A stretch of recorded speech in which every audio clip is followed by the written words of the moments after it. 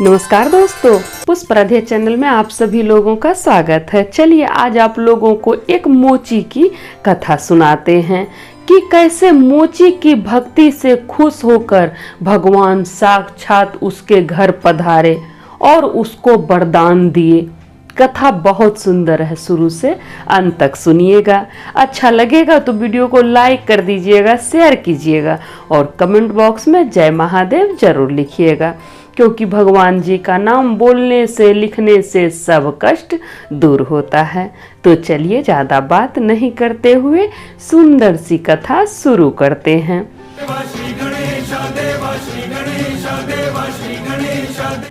ये कहानी जो आज हम आप लोगों को सुनाने जा रहे हैं, ये बहुत पुराने समय की कहानी है। ये कहानी बहुत पुराने समय की है, जिस समय छोटी जाति को मंदिर नहीं जाने दिया जाता था। छोटी जाति को हीन भावना से देखा जाता था। वो अगर किसी के दरवाजे चढ़ जाता था, किसी के घर के अंदर आ जाता था, तो समूचा घर धोना पोछना होता था। उसको बहुत ही हीन भावना से देखा जाता था। बहुत छुआछूत माना जाता था। उस समय, पुराने समय, बहुत छुआछूत माना जाता था। और जूता चप्पल जो होता था वो छोटी जाति का ही लोग बनाया करता था। आजकल तो बड़ी बड़ी कंपनियां जूता बनाती है, लेकिन पुराने समय में छोटी जाति का ही लोग जूता चप्पल बनाया करता था। तो उसी मोची की आज हम आप लोगों को कथा सुना रहे हैं कि मोची जो था वो जूता चप्पल बना के अपना घर परिवार चलाता था। उसके घर में उसकी पत्नी और उसका एक बेटा था। अब बेटा जो था उसका थोड़ा दानी स्वभाव का था। मोची तो गरीब था, उतना पैसा नहीं था उसके पास कि वो दान कर सके। मतलब होता है ना, ज़्यादा पैसा। मोची सोचता था कि ज़्यादा पैसा होगा तभी तो हम दान करेंगे, मेरे पास कहाँ ज़्यादा पैसा है जो हम दान करेंगे। जो वो जूता चप्पल बनाता था तो बहुत मुश्किल से उसका घर चलता था, लेकिन उसका बेटा ये सब बात नहीं समझता था। उसका बेटा थोड़ा दानी स्वभाव का था। जिस भी महात्मा को उसका बेटा देख लेता कि खाली पैर महात्मा चल रहे हैं, तो अपने दुकान का जूता उठा के उसको दे देता कि महात्मा लीजिए, पहनिए, आपका पैर जलता होगा। या फिर किसी भूखा को देखता, किसी गरीब को देखता, तो जो उससे बन पड़ता, जो उसके घर में रहता, वही उठा के वो दे देता। ये भी नहीं सोचता कि मेरे घर में कुछ नहीं बचा है। तो वो इस तरह का दानी था। अब माता पिता उससे बहुत परेशान रहते थे। अपने लड़का का ये स्वभाव से बहुत परेशान रहते थे। तब माता पिता आपस में विचार किए कि इसके सर के ऊपर जिम्मेदारी नहीं है, इसीलिए ये नहीं समझता है। इसकी शादी करवा देते हैं, जब जिम्मेदारी आएगा सर पे तो फिर ये अपने आप ठीक हो जाएगा। तो उसके माता पिता क्या किए, अच्छी सी लड़की देखकर अपने लड़का का शादी कर दिए और फिर अपने आप से अलग कर दिए। बोले कि तुम अपना खाना बनाओ, हम लोग अपना खाना बनाएंगे, तुम दोनों अपना देख लो, तुम दोनों हमसे अलग रहो। अब माता पिता अपने बेटा और बहू को अलग कर दिया ताकि बेटा सुधर जाए। यही सोच के अलग कर दिया। अब माता पिता अलग खाना बनाता और फिर बेटा और बहू अलग बनाने लगा। अब बेटा तो बचपन से ही देखा था पिता को जूता चप्पल बनाते हुए, तो वो भी सीख लिया था। तो वो भी अपना दुकान एक खोल लिया छोटा सा, और वो भी जूता चप्पल ही बनाने लगा। अब देखिए, जब वो खुद से बनाने लगा जूता चप्पल, फिर भी वो वही करता, फिर भी वो दान करता। जो उसके पास रहता वो दान करता। वो अपना स्वभाव जरा सा भी नहीं बदला, उसके स्वभाव में जरा सा भी फर्क नहीं आया। उसकी पत्नी भी खूब सहायता करती, अपने पति की दुकान में भी सहायता करती और दान पुण्य करने से भी नहीं रोकती थी। अब उसका दान पुण्य देख के भगवान बड़ा खुश हुए। भगवान उसका दान पुण्य देख के बड़ा खुश हुए और भगवान उसके घर उसको वरदान देने के लिए साक्षात आए और बोले कि हम तुमको वरदान देना चाहते हैं, हम तुमको पारस मणि देना चाहते हैं। तुम सेवा करना चाहता है ना, तुम दान पुण्य करता है, सेवा करना चाहता है, लेकिन तुम्हारे पास उतना धन नहीं हो पाता है जिससे कि तुम सेवा अच्छी तरह से कर सको।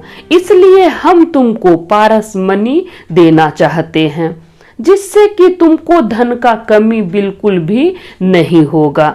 खूब सेवा करना, खूब सबकी मदद करना, तुम्हारे पास अपार धन हो जाएगा।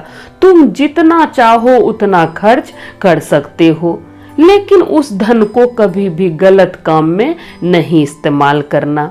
तब फिर मोची का बेटा कहता है, जिसके घर महादेव जी आए थे वरदान देने के लिए, वो कहता है कि भगवान हमको इतना धन का क्या आवश्यकता, हमको इसका जरूरत नहीं है। हम उतना कमा लेते हैं कि हम अच्छे से खा लेते हैं, दान पुण्य भी कर लेते हैं, और हमको धन की क्या जरूरत है। मेरे पास तो आपकी भक्ति है, यही मेरा धन है और हमको कुछ नहीं चाहिए। भगवान बहुत प्रयास किए देने का, लेकिन वो नहीं माना, वो नहीं लिया पारस मणि, सीधा इनकार कर दिया। अब भगवान वहां से अंतर ध्यान हो गए। फिर भगवान बहुत प्रयास किए, बहुत प्रकार से उसको धन देने का, लेकिन वो लड़का तैयार ही नहीं हो रहा था, बार बार मना कर रहा था कि प्रभु हमको धन नहीं चाहिए, हमको अपने आप पर विश्वास है, सिर्फ आप हमेशा मेरे साथ रहिएगा, आप अपना आशीर्वाद सदैव मेरे सर पे रखिएगा, हम अच्छे से कमा लें और अपना कमाया हुआ धन ही हम दान पुण्य करें, और हमको प्रभु कुछ नहीं चाहिए। तो वो बार बार मना कर देता था। फिर एक बार भगवान उसके पास आए और बोले कि देखो, हम जानते हैं कि तुम लालची नहीं हो, तुमको धन का लोभ नहीं है, ये बात हम जानते हैं, लेकिन तुम बहुत अच्छा इंसान है, तुम बहुत अच्छा इंसान है, तुम दूसरों की मदद करते हो, इसलिए हम तुमको धन देना चाहते हैं। देखो, तुम तो अपना कर्म कर रहे हो, हमको भी अपना कर्म करने दो, इसलिए हम तुमको जो भी धन देंगे उस धन से तुम मंदिर का निर्माण करवाओ, एक मंदिर बनवाओ, और वहां पर तुम गरीब की सेवा करो, वहां पर महात्मा की सेवा करो, जरूरतमंद की मदद करो। अब मंदिर का नाम जब भगवान जी लिए तो वो मना नहीं कर पाया, वो लड़का मना नहीं कर पाया, तो फिर भगवान उसको धन दिए। अब देखिए, उस धन से वो भव्य मंदिर का निर्माण करवाया, भव्य मंदिर बनवाया और उसमें पूजा पाठ करने लगा, भगवान जी का स्थापना करके पूजा पाठ करने लगा। अब वहां का ब्राह्मण को जब ये सब बात पता चला तो उसको बहुत गुस्सा आया कि बताओ, छोटी जाति का होके मंदिर बनवा लिया और भगवान की पूजा करता है, भगवान की पूजा करता है, उसका मंदिर बनवा लिया। अब पंडित सबको बहुत गुस्सा इस बात से। तब फिर क्या किया, पंडित सब गया वहां के राजा के पास, उसका शिकायत लेके, राजा के पास उसका शिकायत लेके गया। फिर राजा उस लड़का को बुलवाए और फिर उससे कहे कि तुम मंदिर क्यों बनवाया, तुम मंदिर क्यों बनवाया, भगवान तुमसे नाराज हो जाएंगे क्योंकि तुम छोटी जाति के हो। तब फिर वो कहता है कि महाराज, मंदिर हम अपने मन से नहीं बनवाए हैं, मंदिर तो खुद भगवान हमसे बनवाए हैं, फिर भगवान हमसे नाराज कैसे हो सकते हैं, भगवान हमसे नाराज कैसे हो सकते हैं, भगवान के ही कहने पर हम मंदिर बनवाए हैं। तब फिर राजा बोले कि इसका सबूत क्या है, आखिर इसका सबूत क्या है कि भगवान तुमको बोले, भगवान तुमसे मंदिर बनवाए हैं? तब फिर वो लड़का कहता है कि महाराज आप सब भगवान का ध्यान करिए, जितना भी पंडित जी सब है सब भगवान का ध्यान करके मंदिर से भगवान को अपने पास बुलाइए।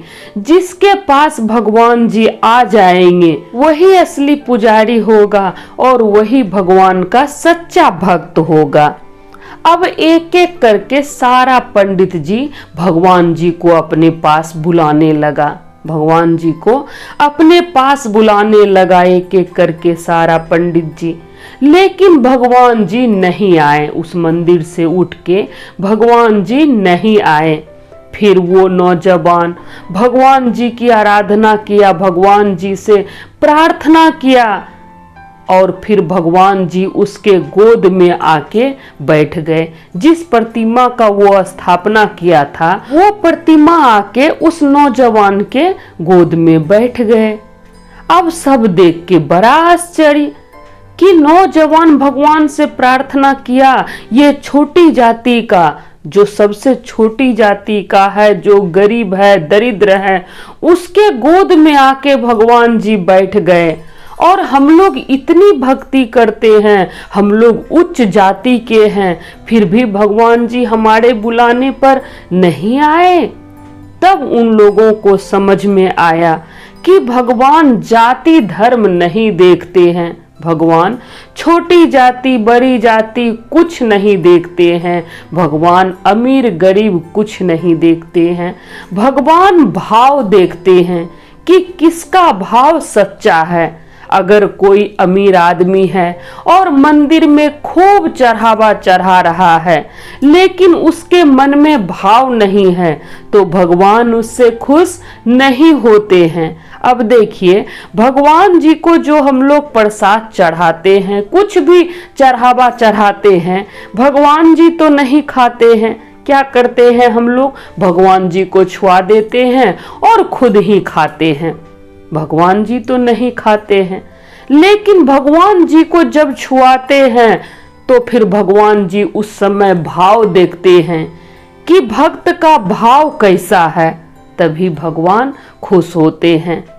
अगर गरीब कोई है और एक लोटा जल ही भगवान जी को चढ़ाता है तो भगवान जी उससे भी खुश हो जाते हैं, अगर उसका भाव सच्चा है तो।